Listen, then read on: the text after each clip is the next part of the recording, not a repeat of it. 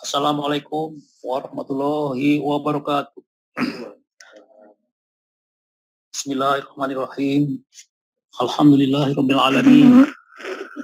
Wassalatu wassalamu ala asrofil anbiya'i wal mursalin wa ala alihi wa sahbihi ajma'in. Rabbi shrah li sadri wa yassir li amri wahlul 'uqdatam min lisani yafqahu qawli. Saudara-saudara seiman yang dirahmati dan dimuliakan Allah, ini yang sering kita ada di hadapan kita dan kita harus waspada. Ini adalah media sosial. Sebut saja misalnya TikTok, YouTube, Facebook, Instagram, atau yang lain-lain. Kita tentu mengenal semuanya ini, dan kita barangkali juga seringkali membuka ini. Nah, ini masalahnya kalau kita sudah kecanduan dari salah satu ini,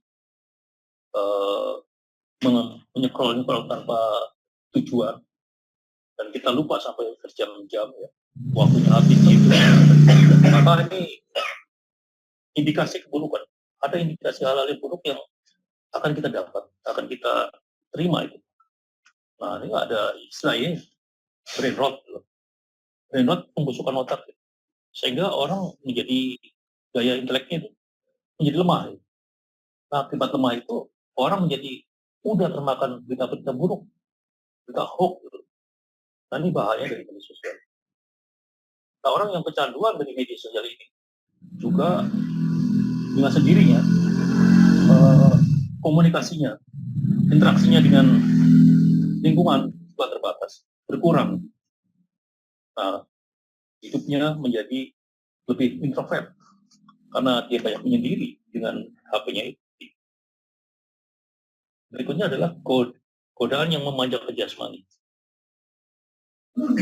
Godaan yang memanjakan jasmani ini apa saja? Ini misalnya tidur, banyak tidur. Ini kan godaan, karena ngantuk sedikit tidur, setelah sedikit istirahat. Ini kita memanjakan jasmani, sehingga kita lalai terhadap Allah, melalaikan.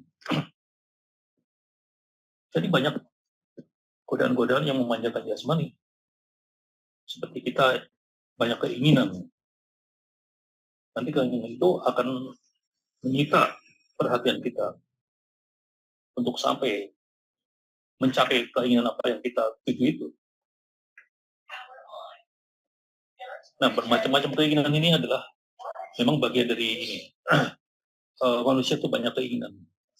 Nah, kalau ini tidak dibatasi, ya setan akan menambah-nambah keinginan yang tidak kita butuhkan sebenarnya.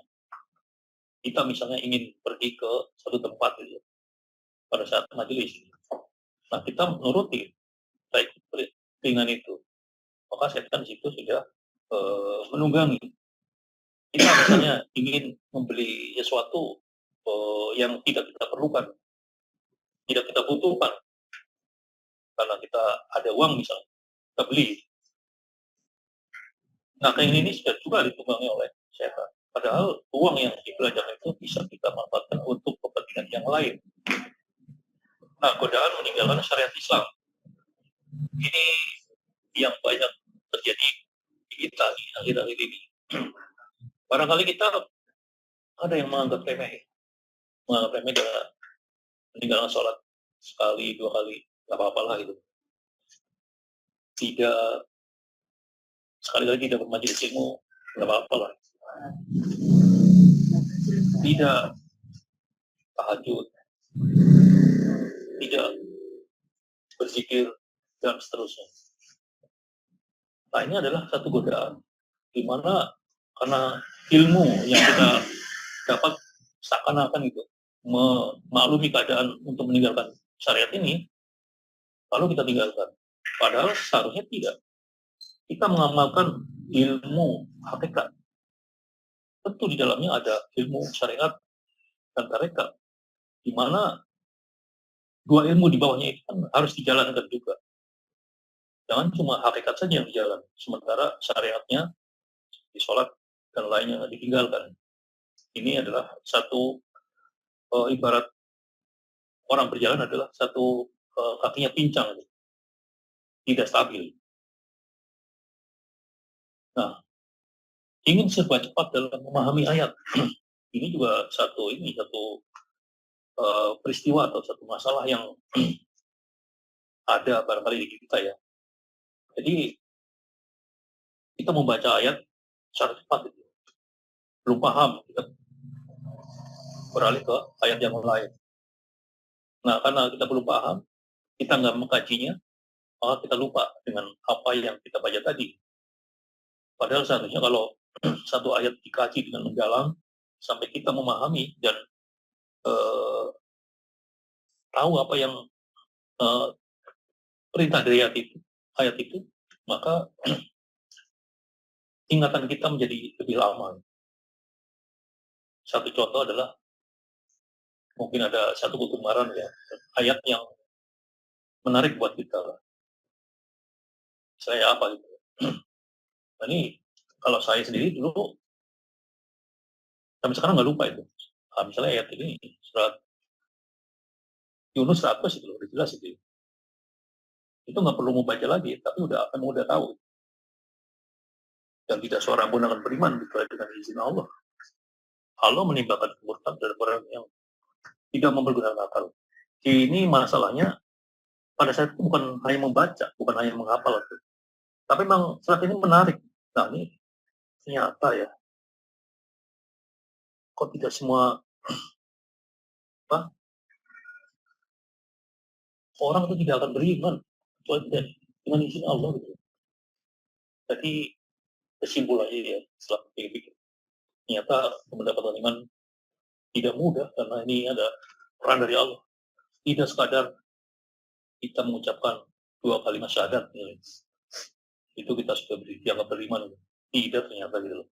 Nah, inilah yang menariknya pada saat itu karena pemahaman yang berbeda gitu, yang kita dapatkan atau yang saya dapatkan waktu itu. Maka itu masuk dalam memori jangka panjang. Ingat peristiwa itu pertama kali dibaca dan peristiwa itu terus menjadi bahan renungan ya ketika kita bicara iman. Berikutnya adalah gaya hidup yang menjauhkan jiwa dari Allah. Bagaimana gaya hidup yang menjauhkan jiwa dari Allah? Ini banyak sekali gaya hidup. Ini kita ini perlu berhidup yang hidup yang serba instan, serba wah, hampir beda dengan orang lain. Nah, ini semua adalah bisa menjauhkan dari Allah. Kita pergi ke mall, kita pergi ke tempat-tempat yang mengenakan akal pada saat itu. Misalnya pergi ke nonton apa konser atau gitu, nonton sepak bola berlama-lama gitu misalnya. Nah, ini semua kan mengenakan akal tapi menjauhkan jiwa kita dari Allah. Kalau dalam sehari kita, misalnya kita buka medsos ya, buka HP itu, terus terperangkap pada satu aplikasi, katakan TikTok atau apa gitu, dan kita nggak sadar, maka kita akan jauh dari Allah. Jiwa kita jauh dari Allah. Lalu FOMO. FOMO ini bahasa yang barangkali perlu kita pahami juga. Kalau dalam bahasa ini.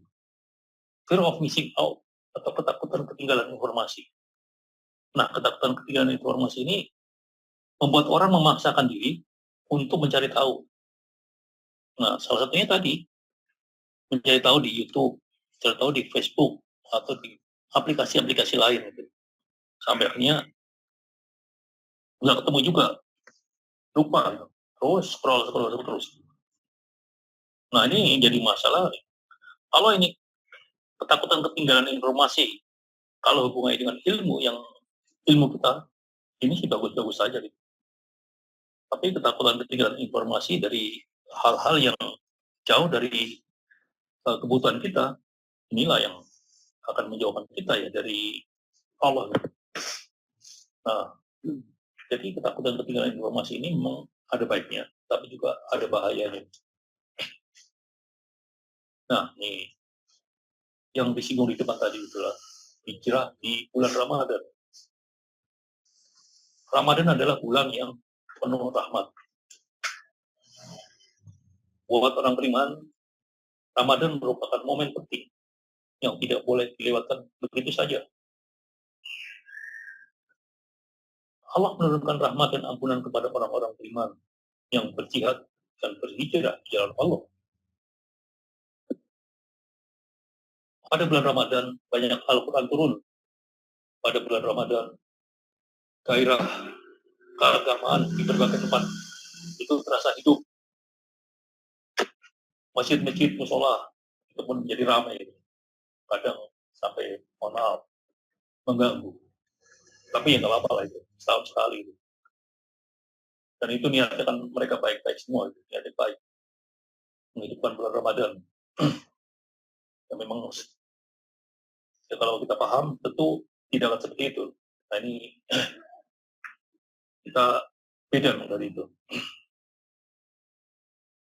Kita kita simak ya di surat Al-Baqarah ayat 183. Hai orang-orang yang beriman, diwajibkan atas kamu berpuasa sebagaimana diwajibkan atas orang-orang sebelum kamu agar kamu bertakwa. Surat Al-Baqarah ini setiap bulan Ramadan begitu banyak dibaca. Pasti semua penceramah itu membaca ini. Ya ayyuhalladzina amanu kutiba alaikumusiyam kama kutiba alal ladzina min qablikum la'allakum tattaqun. Itu sudah menjadi di pengajian, di khutbah Jumat, atau dimanapun. Ini ayat ini selalu dibaca pada saat bulan Ramadan. Nah, tapi masalahnya kita harus pahami, bukan hanya sekedar dibaca. Kita ini diwajibkan berpuasa. Berpuasa. Ini artinya tanpa namanya diwajibkan, dia tanpa tawar-menawar. Harus. Nah, istilahnya wajib itu, kalau dilakukan berpahala, tinggalkan berdosa. Ini, kalau di hukum saya lebih seperti itu. Kita ini diwajibkan berpuasa. Seperti orang-orang terdahulu. Nah, mengapa? Tentunya agar kamu bertakwa. Kamu tidak akan bertakwa kalau kamu belum berpuasa. Ini menurut ayat ini kan begitu. Orang-orang beriman diwajibkan atas kamu berpuasa sebagaimana orang-orang yang sebelum kamu agar kamu bertakwa. Nah, maka untuk bertakwa, puasa dulu. Ini perintah ayat surat Al-Baqarah ayat 183 ini. Lalu di surat Al-Baqarah juga ayat berikutnya ayat 184, yaitu dalam beberapa hari yang tertentu, maka barang siapa di antara kamu ada yang sakit atau dalam perjalanan, lalu ia berbuka, maka wajiblah baginya puasa sebanyak hari yang ditinggalkan. Sebanyak hari yang ditinggalkan itu pada hari-hari yang baginya berpuasa. Maaf, saya ulang lagi. Dalam beberapa hari tertentu, maka barang siapa di antara kamu ada yang sakit atau dalam perjalanan, maka wajiblah baginya berpuasa. Oh, apa? Ulang lagi. Ini masih nyambung dengan ayat sebelumnya ya. Hai orang-orang yang beriman, diwajibkan atas kamu berpuasa. Sebagaimana diwajibkan atas orang-orang sebelum kamu, agar kamu bertakwa. Yaitu dalam beberapa hari tertentu. Maka barang siapa di antara kamu yang sakit itu dalam perjalanan lalu berbuka, maka wajiblah baginya berpuasa sebanyak hari yang ditinggalkan itu dan pada hari-hari lain. Nah, dari sini jelas kalau kita berbuka puasa karena uzur ini tadi ada sakit dalam perjalanan yang jauh. Ini sebenarnya berlaku untuk zaman dahulu nih, ketika perjalanan masih dengan jalan kaki, dengan onta. Sekarang jalan jauh ke mana ke Malaysia, itu hanya beberapa jam. Apakah itu kita bisa meninggalkan puasa? Menurut ayat ini nggak ada sih, nggak ada jarak yang itu, jauh gitu. Ya ke ini ke Malaysia katakan juga jauh ya, atau ke Medan kan jauh. Tapi ditempuh dengan pesawat kan beberapa jam. Lalu apakah kita memutuskan untuk berbuka puasa untuk menggantinya nanti di saat yang lain? Ya sayang sekali kan. Kita menggunakan akal juga lah. Jadi supaya hari yang ditinggalkan itu maksudnya itu hari-hari yang sulit ketika orang sudah kepayahan, orang sakit, perjalanannya sangat melelahkan. Nah, baru situ sudah tidak ada jalan lain, tidak ada kekuatan, maka berbukalah ya. Ini ayat ini tentu tidak, ayat ini tentu menggambarkan ya, atau memerintahkan pada kita untuk tidak cengeng. Walaupun jauh, kalau ditempuh dalam beberapa jam, ya jangan. Ini kan untuk orang-orang terdahulu. Dan wajib bagi orang-orang yang berat menjalankannya, jika mereka tidak berpuasa, membayar fidyah. Nah, orang yang meninggalkan puasa bisa juga membayar fidyah. Tentu dengan alasan yang kuat juga. Dengan alasan karena sakit flu selama sebulan, lalu nggak puasa, bayar fidyah. Wah, ini adalah kalangan ini. Ini yang orang yang mampu ini menang banyak kalau begini nih. Dan wajib bagi orang-orang yang berat menjalankan jika mereka tidak berpuasa bayar fidyah, yaitu memberi makan orang miskin. Barang siapa yang dengan rela hati mengerjakan kebajikan, maka itulah yang lebih baik baginya. Dan berpuasa itu lebih baik bagimu jika kamu mengetahui. Ya, saya kira apa yang disampaikan tadi sudah kita cukupkan sekian ya. Tentu saja banyak kekurangan dan kekeliruan. Kesalahan itu dari saya dan kebenaran itu milik Allah. Mohon maaf atas ketidaksempurnaan itu. Wabillahi taufiq wal hidayah. Wassalamualaikum warahmatullahi wabarakatuh.